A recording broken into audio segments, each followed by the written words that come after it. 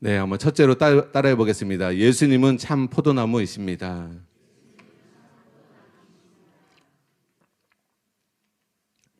여러분, 세상에서 제일 중요한 것은 관계입니다. 돈과 명예와 권세, 그 어떤 것보다 관계보다 더 중요하지는 않아요. 근데 관계에서도 제일 중요한 관계는 바로 예수님과 나와의 관계입니다. 여러분의 인생에서도 가장 중요한 게 여러분이 예수님과 어떠한 관계를 맺고 있느냐가 중요해요. 예수님이 여러분과 관계가 있어야 돼요. 좋은 관계를 맺고 있어야 돼요. 여러분이 하나님과 좋은 관계를 맺고 있어야 돼요. 그것이 구원받는 데 중요하고, 여러분이 행복하게 사는 것이 중요하고, 여러분의 영생이 중요합니다. 예수님은 선지자 노릇하고 귀신을 내어쫓고 많은 건동을 행했지만 불법을 행한 사람들에게 이렇게 말했어요. 내가 너희를 도무지 알지 못한다 라고 말씀하셨어요. 그날에 내가 너를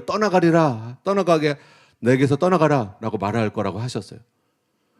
여러분, 주님이 그 심판의 날에 내가 너를 모른다, 이거보다 무서운 말이 없어요. 그래서 여러분, 주님이 여러분을 아셔야 돼요. 성경에는 하나님을 사랑하는 자는 하나님이 아시는 바 되었느니라 라고 말씀하고 있어요. 그리고 성경에는 교회를 다닌다 하더라도 그 사람이 핍박과 환난 가운데서 주님을 부인하면, 자기가 죽고 싶지 않아서 순교당하지 않으려고 예수님은 난 모릅니다, 예수님을 부인해버리면 천국에서도 주님이 하나님 아버지 앞에 우리를 부인하실 거라고 그랬어요. 그래서 우리를 부인하느냐 우리를 인정하느냐는 굉장히 중요해요. 여러분이 하나님과 좋은 관계 맺게 되시기를 예수님의 이름으로 축복합니다. 친밀한 관계 안으로 들어가게 되시기를 예수님의 이름으로 축복합니다. 예수님은 베드로가 자기 발을 씻기는 것을 거절했어요. 그랬더니 예수님이 이렇게 말씀하세요. 내가 너의 발을 씻기지 않으면 너와 내가 아무 상관이 없느니라. 그때 화들짝 놀랐어요. 베드로가 그러면 발만 씻어줄 게 아니라 예수님 머리와 온몸도 씻겨주셔서 그랬어요. 베드로가 이 한 가지는 알았던 것 같아요. 예수님과 관계가 중요하다는 거. 여러분이요, 예수님과 상관없는 사람이 되면 여러분 천국에 들어갈 수가 없고 열매 맺을 수가 없습니다. 그러나 천국에 들어가는 사람은 예수님께 믿음으로 붙어있는 사람이에요. 예수님과 사랑의 관계를 맺는 사람이요, 예수님을 경외해서 예수님을 믿고 순종하는 그런 관계를 맺는 사람입니다. 여러분, 한 귀신 들린 사람이 예수님께 이런 말을 했어요. 예수여, 당신이 우리와 무슨 상관이 있나이까? 우리를 멸하려고 오셨나이까? 맞아요. 이 귀신의 말이 맞습니다. 예수님과 귀신은 상관이 없어요. 이 귀신들은 하나님을, 존재를 믿기는 해요. 그러나 하나님을 믿고 순종하지는 않아요. 순종함에 따르지 않는 믿음으로는, 여러분, 이 수준의 믿음은 귀신 같은 수준이에요. 이런 믿음으로는 구원을 받을 수가 없다고 야고보서에 말하고 있어요. 그래서 허탄한 사람아, 행함에 따르지 않는 믿음이 죽은 믿음임을 알지 못하느냐고 야고보서 저자가 말하고 있죠. 그래서 여러분, 그냥 여러분 성도님은 믿으세요?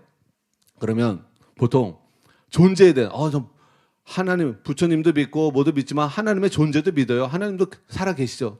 여러분, 이 믿음은요, 귀신이 갖고 있는 믿음 수준이에요. 근데 이 믿음 수준으로는 천국에 못 들어가요. 어떤 믿음으로 가져야 되느냐?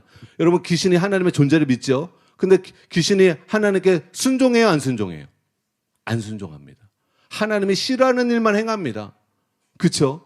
그러나 하나님이 원하시는 믿음은 뭐냐? 믿어 순종케 하나님. 여러분, 로마서의 처음부터 끝이 이 인클로지오의 구조에 의해서 말씀하고 있는데, 믿어 순종케 하나님을 처음과 끝을 반복함으로 말미암아 그 가운데 있는 모든 내용이 이 믿어 순종케 하나님이라는 내용을 주제로 말씀하고 있는 거예요. 그 인클로지오를 알게 될 때 성경을 더 명확하게 알게 되는데, 여러분, 로마서가 성경 중에 성경입니다. 많은 목회자들이 로마서를 책으로 이렇게 높이 평가하는데, 그 로마서에서 가장 강조하고 있는 게 뭐냐? 믿음으로 순종해야 된다. 순종이 나타나는 믿음을 가져야 된다. 행함에 따르는 믿음을 가져야 된다. 믿음이 있다는데 순종하는 건 아무것도 없어. 귀신처럼. 하나님의 존재는 믿어. 근데 삶에 순종하는 건 없어. 여러분, 그 믿음으로 천국에 갈 수 없다는 것입니다. 여러분은 행함에 따르는 믿음을 갖게 되시기를 예수님의 이름으로 축복합니다. 살아있는 믿음을 갖게 되시기를 예수님의 이름으로 축복합니다. 진짜 입술로만이 아니라 예수님을 내 삶의 구원자로, 주님으로 영접하고 예수님을 따라가는 예수님의 양이 되시기를 예수님의 이름으로 축복합니다. 이런 면에서 예수님과 우리는 어떤 관계로 표현할 수 있는가? 성경에서는 첫째로 예수님은 목자이시고 우리는 양이다라고 표현하고 있습니다. 요한복음 10장 11절하고 14절에 동일하게 예수님은 자신에 대해서 나는 선한 목자다라고 말씀하고 계세요. 그리고 예수님을 믿고 따르는 자들을 나의 양이다라고 말씀하고 있어요. 그러면 목자는 무슨 일을 합니까? 여러분, 목자는요, 양을 돌보고 먹이는 일을 합니다. 목자는 양들이 배가 고플 때 푸른 초장으로 인도하고 목이 마를 때 맑은 시냇물가로 인도합니다. 그래서 목자는 양들의 필요를 그때그때마다 채우는 일을 합니다. 그러므로 목자와 양의 관계에서 나타나는 것은 바로 예수님과 우리의 관계를 말해주는 것인데, 여러분이 예수님께 붙어 있으면, 예수님과 믿음으로 순종하며 나아가게 되면 예수님은 반드시 여러분 삶 가운데 여러분의 필요를 채워주시는 분임을 믿으시기 바랍니다. 여러분 영혼의 필요를 채워주시고, 여러분의 육체를 강건하게 하여 주시고, 여러분 삶 속에서 필요한 생활비라든가 필요한 물품들을 공급해 주시는 분이심을 믿으시기 바랍니다. 여러분, 시편 23편에서 다윗은 그 자신이 목자요 또한 목자의 아들이었으며 후에 이스라엘의 목자 왕으로 알려진 자로서 분명하게 이렇게 말하고 있습니다. 여호와는 나의 목자시라. 여호와는 나의 목자시라. 다윗은 하나님을 어떻게 여기고 따랐는가? 하나님은 나의 목자다. 여러분, 양은 여러분 아시겠지만 시력이 마이너스예요. 동물 중에 가장 시력이 안 좋은 동물 중에 하나가 양입니다. 그래서 1m 앞을 못 봅니다. 그래서 목자를 따라가지 않으면 자신의 힘으로 푸른 초장을 찾아가기는 어렵습니다. 자신의 눈으로 실만한 물가를 찾아가기는 어렵습니다. 목자가 반드시 필요한 게 양이에요. 여러분, 눈이 안 보이는 사람이 자신의 힘으로 어디를 찾아갈 수 있습니까? 못 찾아갑니다. 인도자가 필요해요. 시각장애자 분들에게는 반드시 인도자가 필요한 것처럼 여러분, 시력이 너무나 극도로 안 좋은 양에게는 목자가 필요합니다. 또 양은 여러분이 아시는 것처럼 뿔이 없어요. 염소는 뿔이 있는 것도 있죠. 근데 양은 뿔도 없고 발톱도 없습니다. 또 송곳니도 없습니다. 보호색도 없어요. 보호색으로 자기를 딱 보호하는 것들. 양은요, 목자가 보호해주지 않으면 정말 들짐승에서 금방 잡혀 먹일 수밖에 없는 그런 동물입니다. 그런 유약한 동물이에요. 그래서 여러분, 예수님을 목자로 삼고 우리를 양이라고 표현하는 것은 그만큼 우리가 예수님의 보호하심과 예수님의 공급하심이 필요한 존재라는 것을 여러분 꼭 믿으시기 바랍니다. 그러므로 예수님은 목자인데 선한 목자예요. 여러분의 인생, 험난한 인생길을 진짜 예수님을 믿고 의지하며 따라가면 예수님이 여러분을 보호해 주시고 예수님은 여러분에게 필요를 공급해 주실 것을 믿으시기 바랍니다. 아멘. 또 둘째로 성경에서는 예수님은 신랑이시고 우리는 예수님의 신부라고 말합니다. 저희 자녀들이 그럼 예수님은 신랑이고 우리가 신부면 이렇게 신부가 많아요? 천국에 가면 그러면 다 신부예요? 그게 잘 이해가 안 돼요. 어렸을 때 그런 질문을 하던 기억이 납니다. 그런 관계라는 거죠.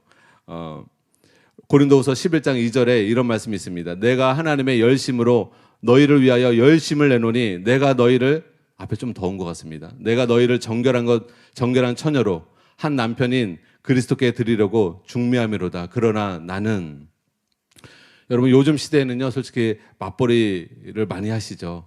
그래서 여성분들도 많이 취업해 있고 일을 하십니다. 그러나 예수님 당시에는요 여성들이 취업이 어려웠습니다. 남편만이 취업하고 일할 수 있었어요. 그래서 반드시 남편은 아내의 쓸 것을 공급해야 할 의무가 있었습니다. 남편이라면 마땅히 아내의 모든 필요를 채워주어야 했습니다. 그래서 남편이라는 존재가 그 시대는 더욱 중요했어요. 남편이 없는 과부가 살아가기는 너무나 힘들었어요. 왜냐하면 여자분들이 일할 직장이 없고 여자분들이 돈을 벌 일이 없었기 때문에 남편이 오래 사는 것이 굉장히 중요했고, 남편이 그래서 죽으면 또 그 다음을 이을 그런 동생들이 또 형수를 책임져 주는 그런 것도 성경에 나와 있죠. 그래서 간단한 예로 남편들은 한 달 동안 열심히 일해서 번 돈을 아내에게 갖다 주지요. 그러므로 남편과 아내의 관계는 예수 그리스도와 우리와의 관계입니다. 물론 이제 좋은 남편이어야 되죠. 안 좋은 남편은 본인만 돈 쓰고 아내한테 돈 안 갖다 주는 사람 회개해야 됩니다. 네. 근데 우리 예수님은 좋은 남편이세요. 그래서 성경에 보면 죽기까지 우리를 위해서 자신의 모든 것을 다 내어준다고 약속하고 있어요. 여러분, 예수님은요, 우리에게 다 내어주시는 분이세요. 그런 남편이에요. 예수님은 목숨까지 우리에게 내어주셨다라고 성경에 써 있어요. 제가 이번에도 회개했어요. 남편들아, 아내 사랑하기를 예수 그리스도께서 교회를 위하여 목숨을 내어주기까지 사랑한 것처럼 남편들 아내를 그렇게 사랑하라. 이 말씀이 제가 찔리더라고요. 내가 아내를 그렇게 사랑하지 못하고 있는 것 같은데. 깊이 회개하고, 이제 정말 아내를 더 사랑해야겠구나. 더 잘해줘야겠구나. 그런 마음을 먹었습니다. 여기 계신 남편분들도 그만 갖게 되시기를 예수님의 이름으로 축복합니다. 네, 여자분만 아멘 하세요. 남편분이 아멘 하셔야 되는데. 또 아내분들은 남편의 말에 범사에 순종하게 되시기를 예수님의 이름으로 축복합니다. 아멘. 네, 조나단 에드워드는 이런 말을 했습니다. 성령께서는 그리스도와 참된 신자의 연합을 다음과 같은 연합에 비유하는 것을 합당하다고 생각하십니다. 몸의 지체들이 머리에 연합되어 있는 것, 몸의 지체들이 머리에 연합되어 있음으로써 머리에 있는 생명에 참여할 수 있게 됩니다. 나뭇가지가 나무에 연합되어 있는 것, 나뭇가지가 나무의 수액과 생명에 참여할 수 있는 것은 다른 이유 때문이 아니라 나무에 연합되어 있기 때문입니다. 아내가 남편에게 연합되어 있는 것, 아내가 남편의 모든 소유를 함께 누릴 수 있는 것은 다른 이유 때문이 아니라 남편과 맺고 있는 관계 때문입니다. 재벌의 아내는 재벌이 갖고 있는 모든 것을 다 공유할 수가 있는 것처럼 예수님의 신부들은 예수님이 갖고 있는 모든 것을 다 공유할 수 있습니다. 셋째로 예수님은 머리이시고 우리는 몸이라고 성경은 말하고 있습니다. 에베소서 4장 15절에서 16절인데요. 우리 같이 한번 읽겠습니다. 네, 시작. 오직 사랑 안에서 참된 것을 하여 범사에 그에게까지 자랄지라. 그는 머리니 곧 그리스도라. 그에게서 온몸이 각 마디를 통하여 도움을 받음으로 연결되고 결합되어 각 지체의 분량대로 역사하여 그 몸을 자라게 하며 사랑 안에서 스스로 세우느니라. 여러분, 이 말씀에서 바울은 머리이신 예수님께로부터 온 몸이 각 마디를 통하여 도움을 입고 자라게 된다고 말씀하고 있습니다. 그러므로 머리와 몸의 관계, 역시 목자와 양, 그리고 남편과 아내의 관계처럼 예수님이 우리의 공급자라는 것을 말해주고 있는 것입니다. 넷째로 예수님은 포도나무시고 우리는 가지라고 오늘 본문 말씀에 말씀하고 있죠. 요한복음 15장 5절에 보면 나는 포도나무요 너희는 가지라. 예수님이 우리의 공급자가 되신다는 진리를 이 비유만큼 잘 말해주는 것은 없어요. 아까도 머리와 몸, 또 남편과 아내, 또 목자와 양, 다 이 예수님과 우리의 관계를 말해주고 있는데 예수님과 우리의 관계를 가장 잘 설명해 주는 게 바로 예수님이 포도나무고 우리가 가지라는 이 비유입니다. 여러분, 남편과 아내도 그래서는 안 되지만 이혼을 하게 되면 서로 남남이 되어지잖아요. 그러나 가지는요, 그래 남남이 돼서 살아가긴 하잖아요. 그러나 가지는요, 포도나무를 떠나서는 살 수가 없어요. 가지는요, 포도나무를 떠나서는 절대로 열매 맺을 수가 없어요. 여러분, 천국은요, 천국과는 우리가 믿음으로 구원받는 것이지만 심판대 앞에서는 행위 심판입니다. 구약에서 신약을 여러분 다 읽어보세요. 또 전도서도 마지막 12장을 읽어보세요. 하나님은 선악간에 심판하시리라. 그래서 단순히 교회만 다녔다고 천국 가는 것이 아니라 진짜 믿음을 통하여서 선한 열매를 맺는 사람, 성령의 열매를 맺는 사람이 천국에 들어가는 줄 믿으시기 바랍니다. 근데 그 열매를 맺으려면 우리가 포도나무 되시는 예수님께 붙어 있어야만 우리가 열매를 많이 맺을 수 있지, 예수님을 떠나서는 절대로 열매를 맺을 수가 없다는 거예요. 그것이 요한복음 15장 5절에서 6절에 나와 있는데 우리 같이 한번 읽겠습니다. 시작. 나는 포도나무요 너희는 가지라. 그가 내 안에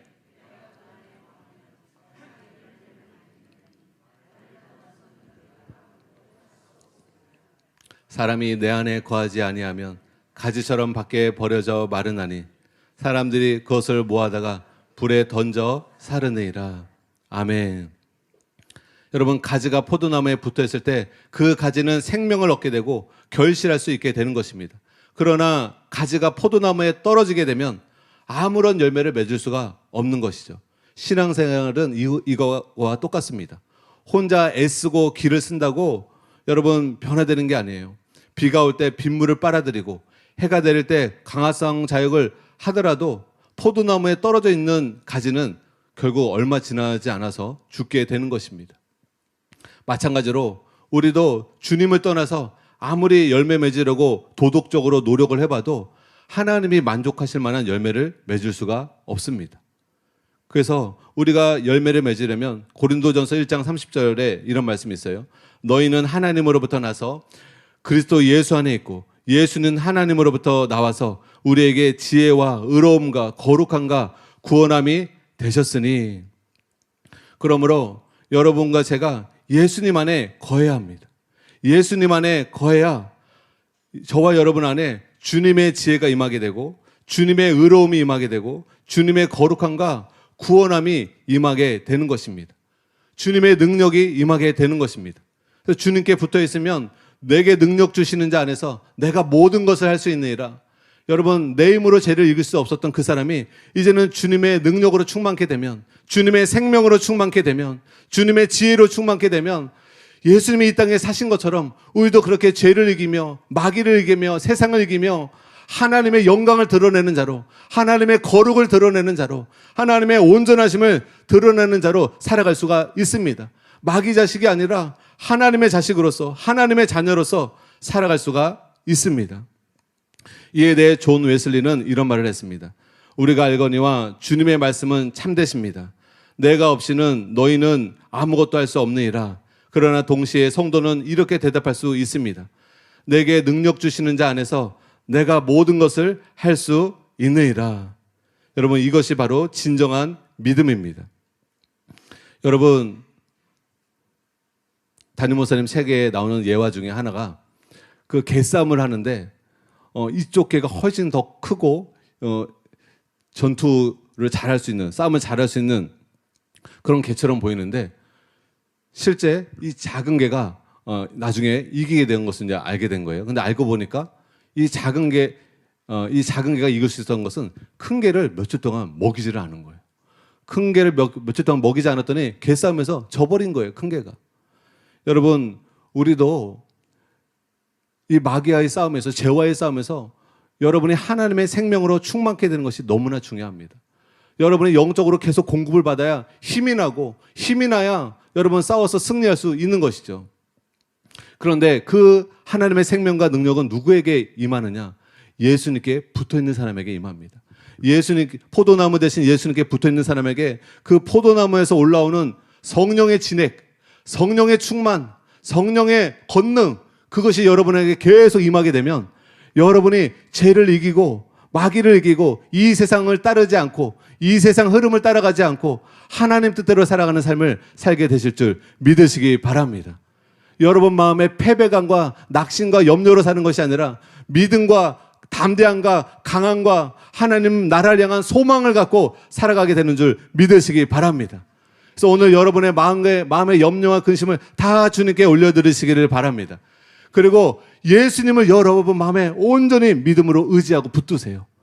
마치 그 혈루병 여인이 예수님의 옷깃만 잡아도 나을 것을 믿고 예수님 옷깃을 잡았을 때 예수님 옷에 흘렀던 치유의 기름 부음이 이 혈루병 여인에게 들어와서 그 혈루의 근원이 치유되었으면 여러분 아시죠? 여러분, 예수님은 치유의 능력만이 있는 것이 아니라 우리의 심령을 변화시키는 거룩한 능력, 사랑의 능력이 있는 줄 믿으시기 바랍니다. 그래서 내 힘으로만 사랑하려고 하지 마시고 내 힘으로만 거룩하게 살려고 하지 마시고 주님을 붙드시기 바랍니다. 간절히 예수님을 사모하시기 바랍니다. 예수님을 간절히 의지하시기 바랍니다. 그래서 예수님으로부터 나오는 성령 충만함을 구하시기 바랍니다. 여러분, 저는 제일 안타까운 사람이 어떤 사람이냐면 교회를 1년, 2년, 3년 다녔어요. 근데 주님을 못 만난 사람이에요. 몇 년을 다녔어도 주님을 못 만날 수가 있어요. 왜 그게 가능하냐? 성경에서는 나를 그냥 찾는 자가 주님을 만나는 것이 아니라 나를 간절히 찾는 자가 하나님을 만나게 될 것이라. 하나님을 간절히 찾을 때, 주님을 간절히 원할 때, 주님 앞에 가난한 심령으로, 거지 같은 마음으로 하나님 저를 불쌍히 여기소서, 겸손한 마음으로, 사모하는 마음으로 주님을 간절히 원할 때, 회개하는 마음으로 주님을 간절히 원할 때 안 만나질 수가 없어요. 주님은 그런 사람을 만나 주십니다. 그래서 여러분 교회에 온 것도 너무 잘하신 것이고 이렇게 예배를 착실하게 드리는 것도 너무 중요한데, 이것이 여러분 삶 가운데 진짜 도움이 되시려면, 여러분이 예수님의 은혜를 덧입으시려면 오늘 이 시간에 정말 주님을 간절히, 가지가 나무에 떨어지면 가지는 이제 지팡이가 되는 거예요. 지팡이에서는 아무런 열매를 기대할 수가 없습니다. 찍혀 불사름이 되는 것밖에는 없어요.